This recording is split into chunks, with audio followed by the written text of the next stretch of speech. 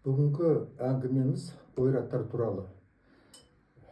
Мына бірнеше рет өткен жолдар көрсеткен мына кітапты Еренжен Дара Хаван, бұл ойрат болу керек. Шыңғысхан как полководец, его наследие. Бірнеше рет сілтеме жасаған. Осы кітапта ойраттар туралы біраз әңгіме жазылыпты. Ең бірінші мына Еренжен Харадаван ойраттар тұрған жерлерін көрсетеді. Бұлай депті: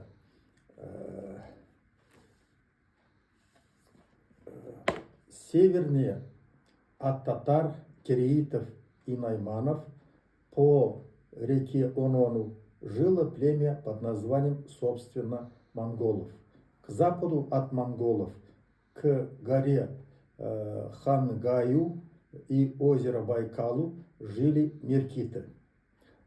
Между Табан-Ула, гор Саяна и озеро Байкал жило племя под названием ойраты. Яғни монголдар мен ойраттар бірге болмаған. Әжептәуір аралары алыс, бірақ ойраттар түркітілдес болу керек. Бірақ ол жақта мына тұңғыстар мен шатыстар болған ба деп мен ойлаймын. Енді қай кезде ойраттар Шыңғысханға қосылды? Бұл туралы Еренжен Харадаван былай жазады: вождь ойратов Хотуга Беки еще в 1207 году изъявил свою покорность Чингисхану. Бұл 125 бетті жазыпты. 1207 жылы. Ал біз білеміз, 1206 жылы Шыңғысханды киізге отырғызып, қаған қылып көтергендерін. Яғни оған дейінгі соғыстарда қаған болғанша бұл басты, ең ауыр соғыстар болған. Мына ойраттар араласпаған, қатыспаған болулары керек. Егер Еренжен Харадаванға сенсек осы жазғанына. Енді мына Еренжен Харадаван тағы да былай айтады: Төлеге 101 мың адам берді деп, қалдырды деп. Енді 101 мың адам болғанда осының ішіне 4 мың ойрат адамдарын қосыпты. Оны былай жазады: в числе отошедших к Тулую войск имелось также 4000 человек из племени Дербен Ойрат под начальством Хотуга Беки. Енді мына ойраттар жаңағы Байкал жақтан мына Құбылай 1271 жылы өзінің орталығын Қарақұрымнан Пекинге көшірген кезде біраз жерлер бос қалған болу керек. Сол жақтан бұрынғы тұрып атқан жерлерінен көпшілігі келген болу керек. Себебі тұруға қолайлы жерлер. Сөйтіп бұлардың сандары көбейген болу керек. Оның үстіне біз білеміз, ана Құбылай мен оның інісі Арықбұға қырылысып, Арықбұға жеңілгеннен кейін ол өзі Құбылайға барған кезде 4 баласын осы жаққа өзінің бұрынғы жеріне әкесі берген тастап кеткен болатын. Оны өткен жылы мен айттым, мына бұның балалары жаңағы ойраттардан қыз алып, бұлар өздері осы біраз уақыт 1368 жылға дейін өсіп көбейген болулары керек.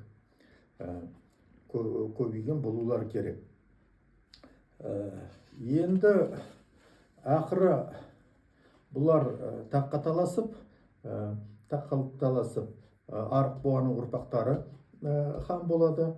Одан кейін Арықбұғаның ұрпақтары мен мына ойраттардың мына басшылары, тайшылары таласып, ақыры Есен хан болады. Осы Есеннің ұрпақтары 1634 жылы шамамен Есен кеткеннен кейін осындай бір 150-170 жылдан кейін хандық құрады. Оны біз жоңғар хандығы дейміз. Енді осы әулет осы әулет біздің 8-ші буынның синдромы деген гипотезамыз бойынша 2 рет жеті болып, екінші айналымның соңында тарихқа кетулері керек. Енді мен мына 17-ші ғасырдың екінші жартысында мына жазылған деректердің негізінде бұны жазған мына кімдер болу керек? Халка князі Ирку Ахай дейді. Соның жазғандары болу керек. Осы деректерге негізденіп мен таблица схема сыздым. Осыны қарайық. Қалай көріп тұрсыздар? Егер атадан бастасақ, оның 7-ші буыны Араган тайшы. Ал Араган тайшының 7-ші буыны Цевен Рабдан және соның Рабдан, оның бауыры. Мына екеуі, екі ағайынды, мына немере ағалары Ғалданға қарсы шығып, бүлік шығарып, Ғалдан мына Цин империясымен соғысып жүрген кезде, одан кейін жеңіліп қалып, соның Рабданды Ғалдан у беріп өлтіреді, ал мына Цевен Рабдан қашып, ақыры Цевен Рабдан мына Ғалдан соғыста жүргенде тағы да бүлік шығарып, соның орнына тағына отырады Цевен Рабдан. Көріп тұрсыздар, қалған мына ұрпақтар осының Цевен Рабданның ұрпақтары. Енді мына Худзай тайшының өзінен санасақ, онда 7-ші бұлға тайшы, ал оның 7-ші буындары міне Лама Доржы, Цевен Доржы, Цевен Даши, Дабачи және Амурсана. Бұлар бір-бірімен қырылысып, тақ үшін күрескен. Ең бірінші Ғалдан Серен өлгеннен кейін, оның ортаншы ұлы Цевен Доржы тақ отырады, 13 жасар. Ал оның мынау регеншасы, оның үлкен апасы Уланбаяр болады. Бірақ 3 жылдан кейін жаңағы Цевен Доржы өзі билікті алып, апасын жазалап өзі билейді. Бірақ та оның ағасы бүлік шығарып, 1744 жылы бұны өлтіріп, ол таққа отырады. Лама Доржы. Лама Доржыға мына Дабачи мен Амурсана қарсы шығып, бұлар Цевен Дашаны қоймақшы болады. То есть, мына 3-ші кенжені.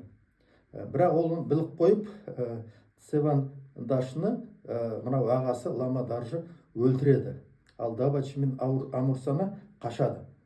Ақыры бұлар қайтып келіп, бүлік шығарып, мына Лама Доржыны өлтіреді, тақтан тайдырып. Сөйтіп, Дабачи хан болады. Бұл да жаңағы кімнің, бұлардың да түбі бір атадан. Сөйтіп, енді Дабачи мен мына Амурсана екеуі таққа таласады. Сөйтіп, ақыры Дабачи мына оның үстіне Цин империясымен соғыс болып, ақыры қолға түсіп, бұл бәрін мойындап, сол Цин империясының императоры бұған Цин Ван, яғни князь деген титул беріп, солардың қоласында бұл қалады. Ақыры 1759 жылы бұл өледі.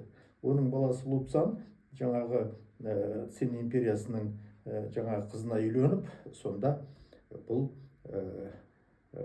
сіңісіп кетеді.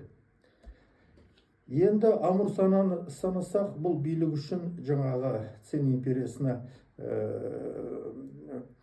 қол алып, жаңағы ақыры билікке жетемін деп, бірақ Цин империясы мыналарды, мына Дабачи бәрі биліктен кеткеннен кейін Амурсананы қоймайды. Ол бүлік шығарып, ақыры бұл жеңіліп, қашып, ақыры Тобольскте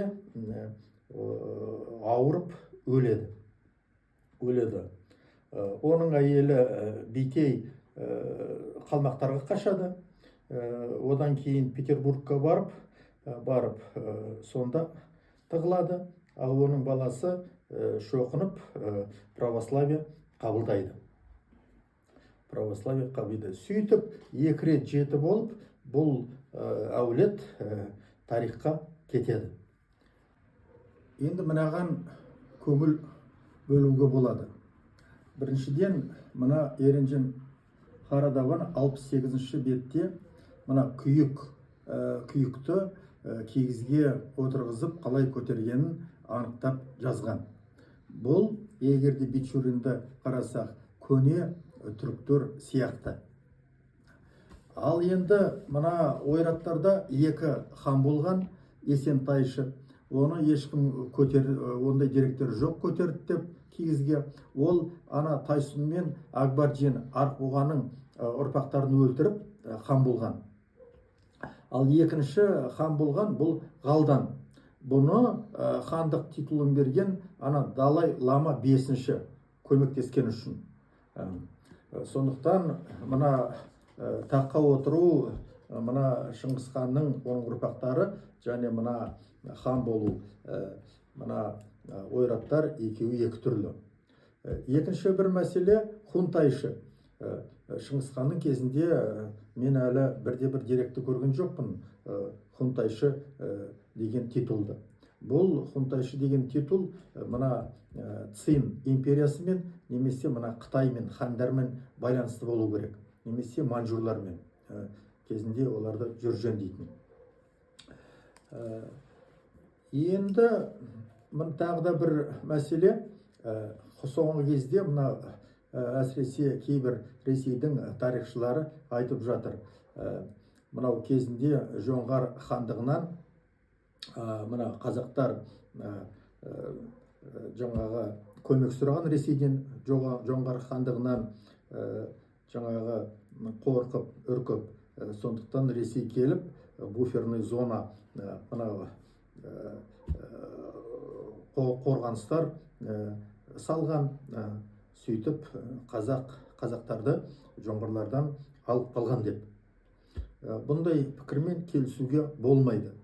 Себебі мынау Ресейге қосылу мәселесін кезінде Әбілқайыр көтерген, ол 1730-31 жылдары.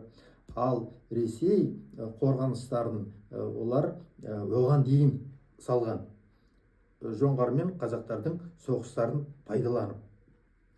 Мысалы, Усть-Каменогорск, қазіргі Өскемен, 1720 жылы салынған. Семипалатинск, 1718 жылы салынған. Павлодар, ол фортпост Коряковский дейді, 1720 жылы салынған. Чернорецк селосы, ол Павлодар районында менің туған жерім. Бұл Чернорецк, бұл 1720 жылы салынған фортпост. Железинка, 1717 жылы салынған. Яғни мына ертістің жағалауымен бір линия. Сондықтан бұндай пікірлермен келісуге болмайды. И соңғы бір айтатыным, мына қазақтар неге кезінде жеңілді, және неге мына жоңғарларды жеңді. Бұл егер де біз мына Шыңғыс ханның ұрпақтары бізде билеуші хан болған, бізде де 8-ші буынның синдромы болған. Бірақ та мына Тәуке ханның реформалары болды. Оның алдында 2 реформа болған. Осылардың арқасында бізде мына сұлтандар билікке таласқан кезде бірнешеу мына орда билер 300-дің, бұлардың бірлігі болды. Және батырларымыздың бірлігі болды. Сөйтіп қосылып, қажет кезінде біз бәріміз жиналып, жаңағы жоңғарларды жеңіп отырғанбыз.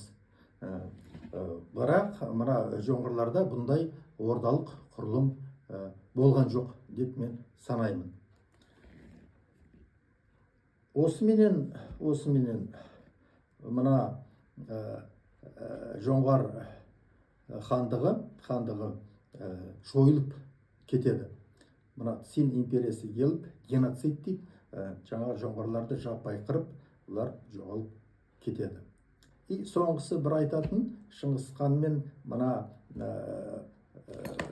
жоңғар ханының билеушілердің арасындағы айырмашылық. Шыңғыс хан болған кезде бәрін біріктіріп, күшпенен, сөзбенен біріктіріп, және ылғи одақтас, соғыс болса өзіне тауып отыратын одақтас. Ал мына жоңғар хандары бәріменен көршілерімен соғысты. Цин империясымен соғысты, қазақтармен соғысты, өзбектермен соғысты, қырғыздармен соғысты, бәрімен соғысып, ақыры өздері әлсіреп бір-бірімен соғысты. Цин империясы осыны пайдаланып келіп, бәрін шеттетіп, жоңғар хандығы жоғалып, жойылып кетті. Осыны біз есімізден шығармауымыз керек.